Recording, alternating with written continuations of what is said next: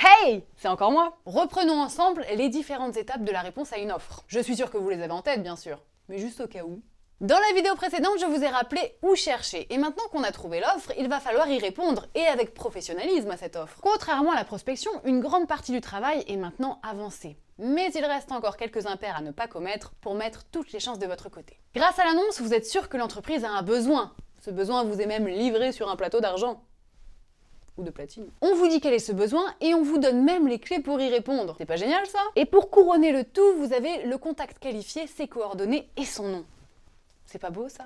Bon ok, parfois c'est seulement une adresse généraliste, type recrutement@entreprise.com, mais vous avez suffisamment d'informations pour être efficace rapidement. Soit vous appelez en premier lieu l'entreprise pour en savoir plus sur l'offre, les besoins, vous faire connaître tout simplement, puis vous envoyez votre candidature juste après en prenant bien soin de personnaliser le CV et la lettre de motivation en fonction de l'échange avec le professionnel, comme ça il se rappellera bien de vous.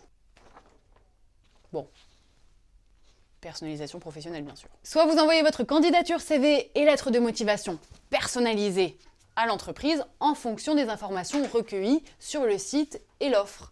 Puis dans un deuxième temps, vous appelez l'entreprise. Quelle que soit l'option retenue, vous devez impérativement et au minimum avoir un contact de vive voix avec le professionnel au moment de votre dépôt de candidature.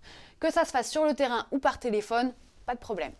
Contact. Il est important que le professionnel se rappelle de vous et ne retienne que vous. Oui, vous vous en doutez bien, vous n'êtes pas seul à avoir postulé. Autant repérer une aiguille dans une botte de foin si vous choisissez de déposer votre candidature dans une boîte aux lettres sans aucune interaction avec un professionnel.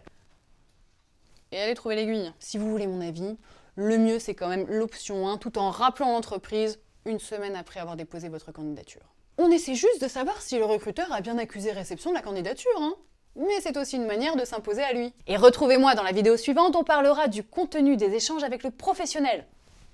A tout de suite.